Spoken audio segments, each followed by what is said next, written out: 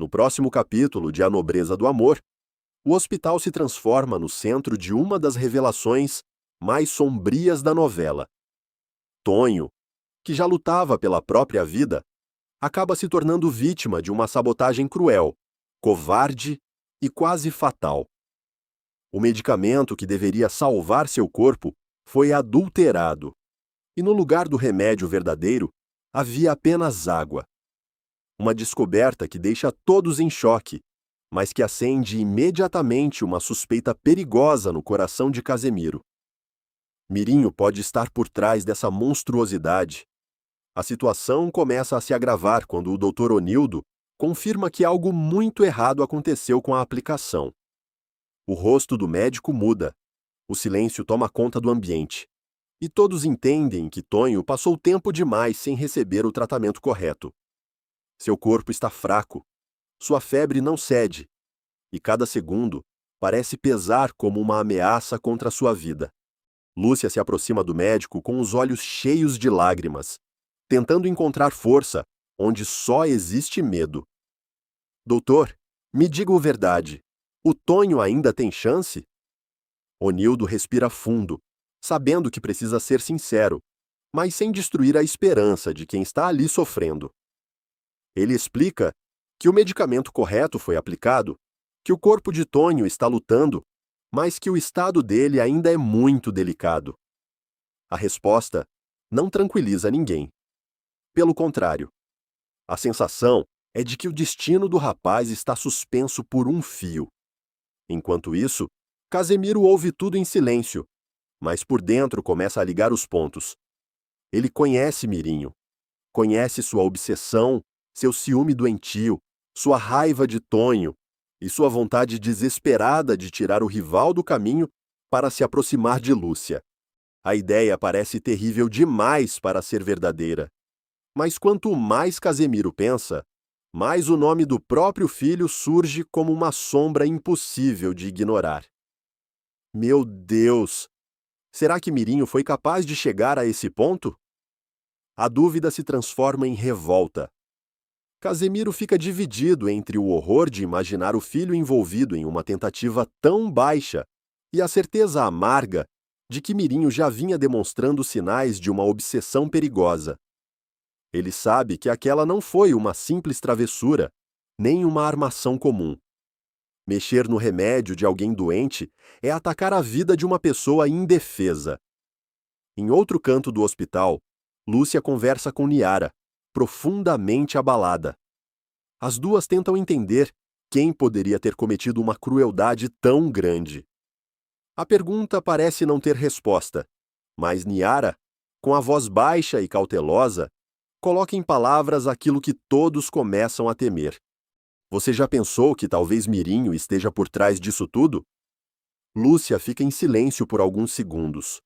Ela não quer acreditar em algo tão monstruoso, mas também não consegue descartar a possibilidade.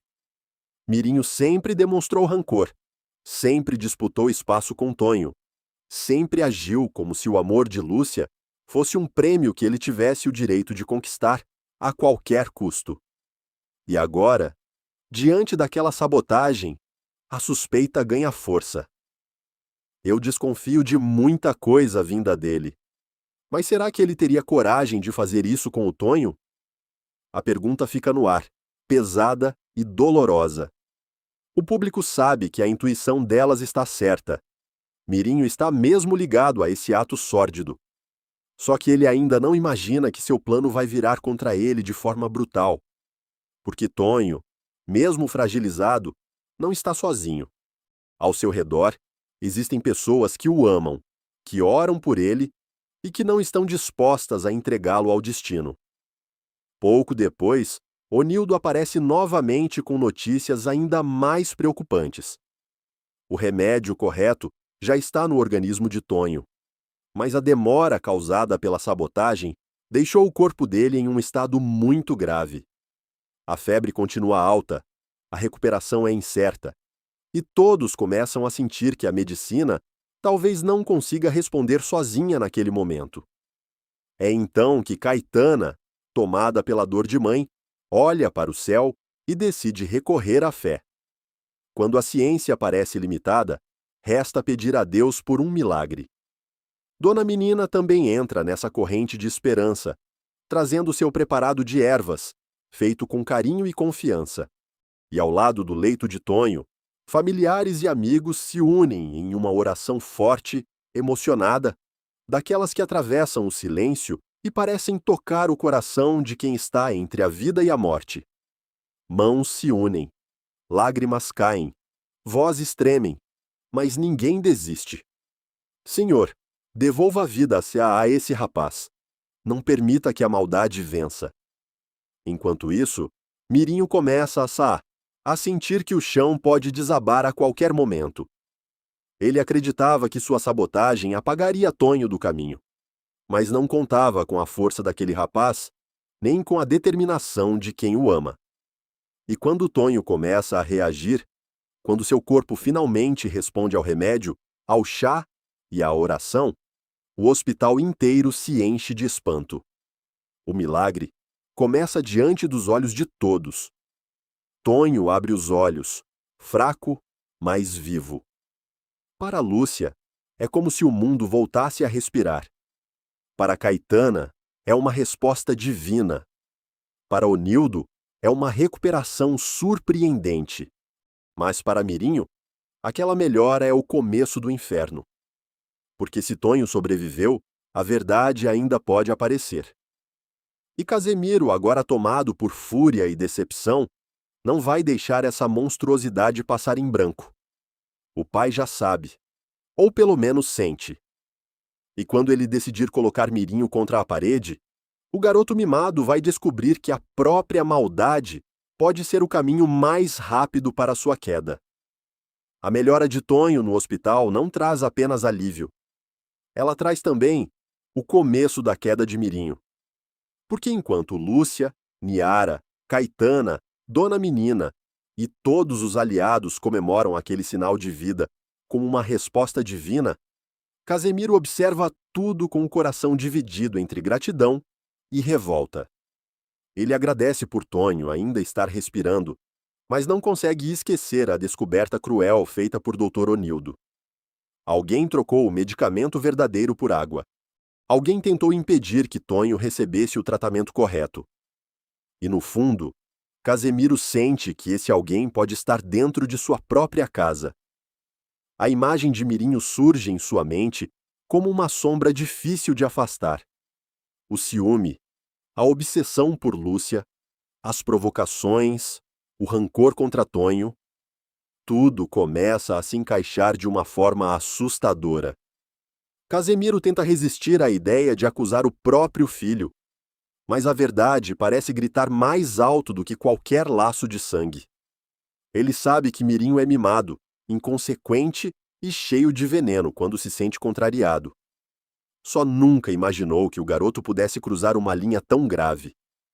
Quando deixa o hospital, Casemiro não caminha como um pai comum. Ele caminha como um homem ferido por dentro, carregando a vergonha de perceber que criou alguém capaz de transformar inveja em destruição. Ao encontrar Mirinho, seus olhos vermelhos de raiva entregam tudo.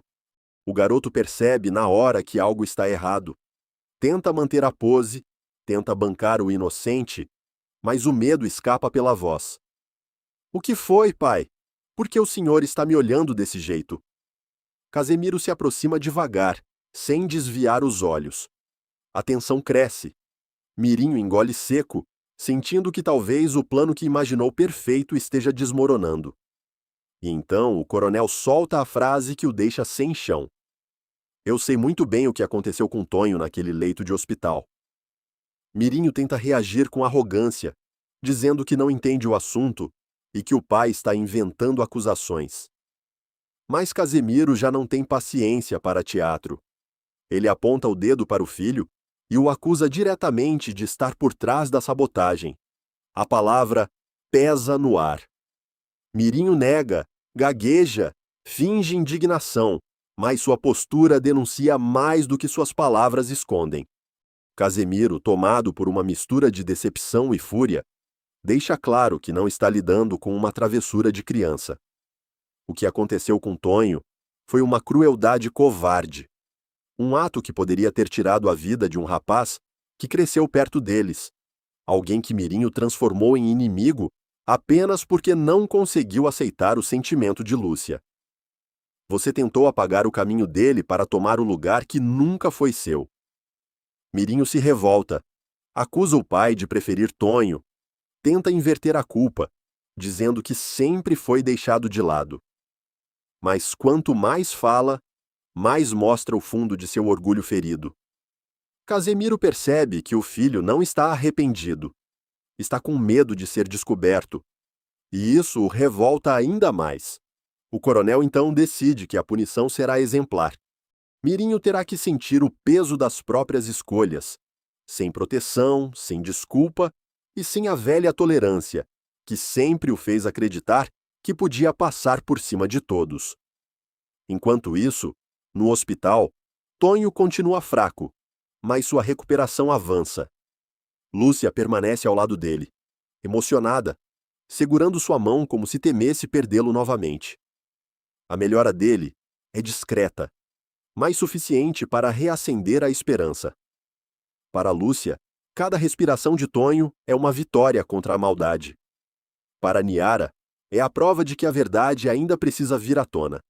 E para Mirinho, mesmo de longe, é uma humilhação silenciosa. Tonho vive. Tonho resiste. Tonho não saiu do caminho. Você voltou para nós, Tonho, e agora ninguém mais vai te derrubar. Mas a justiça não se move apenas contra Mirinho. Em outro ponto da trama, Virgínia também começa a ser encurralada. Padre Viriato decide enfrentá-la depois de descobrir que ela mandou Sebastião contratar Carrapato para destruir o ateliê de sua rival. A vilã, como sempre, tenta se proteger atrás da arrogância. Cruza os braços, finge surpresa e se faz de ofendida, como se a acusação fosse um absurdo inventado para manchar seu nome. O padre, porém, não se deixa enganar. Ele afirma que sabe da verdade, que Sebastião confessou os detalhes e que Virgínia não conseguirá mais fingir inocência. O ateliê de Lúcia foi atacado por ordem dela, e aquela perseguição já ultrapassou todos os limites. Até quando você vai alimentar esse ódio, Virgínia? Até quando vai tentar destruir uma mulher inocente? Virgínia rebate com desprezo, dizendo que não deve satisfações sobre sua vida e sobre quem contrata. Mas por dentro fica tensa.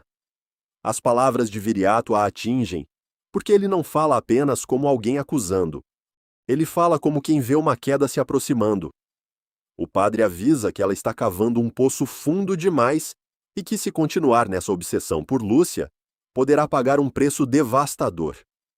Ainda assim, Virgínia não recua. Seu orgulho fala mais alto do que qualquer aviso. Ela prefere acreditar que ainda pode vencer, que ainda pode destruir Lúcia e sair impune. Mas o público já sente que seu castelo começa a rachar. Assim como Mirinho, Virgínia está sendo cercada pelas próprias escolhas. E quando a verdade começa a bater a porta, nem arrogância, nem mentira, nem sobrenome conseguem impedir a queda. A reação de Tonho no hospital parecia um milagre, mas para Mirinho, aquela melhora era uma derrota amarga.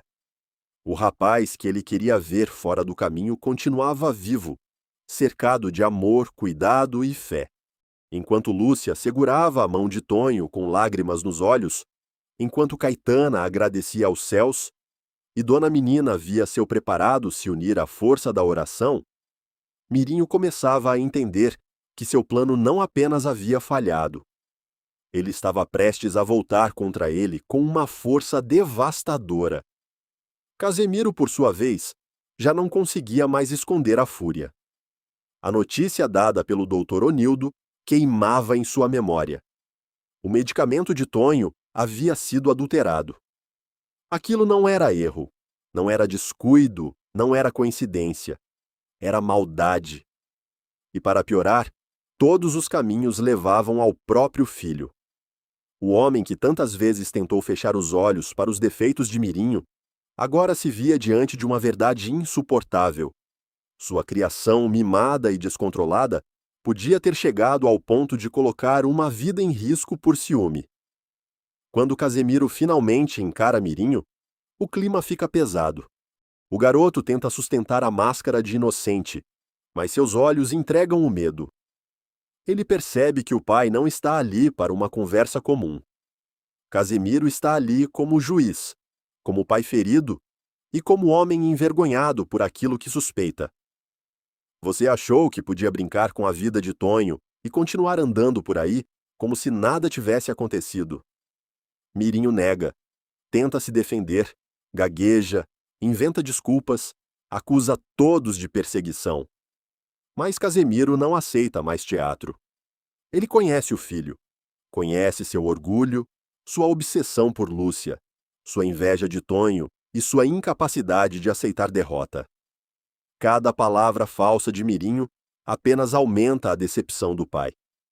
Então, Casemiro explode. Ele diz que nunca imaginou sentir tanta vergonha do próprio sangue, que uma rivalidade por amor jamais justificaria tamanha crueldade, e que Mirinho precisará aprender, da forma mais dura, que maldade tem consequência. O castigo vem como uma sentença. O garoto mimado perde privilégios, perde confiança, perde a proteção que sempre acreditou ter. Pela primeira vez, Casemiro deixa claro que não vai passar a mão na cabeça dele. Enquanto Tonho luta para viver, você vai aprender o peso do que fez. E desta vez, Mirinho, eu não vou te salvar de você mesmo.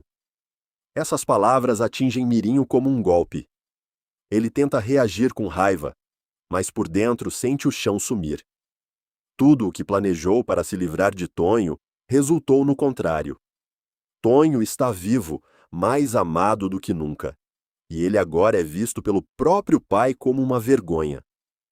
A humilhação é ainda maior, porque seu rival, mesmo fragilizado, sai daquela tragédia como símbolo de força, enquanto Mirinho começa a afundar na própria sombra. No hospital, a recuperação de Tonho continua lenta, mas cheia de esperança.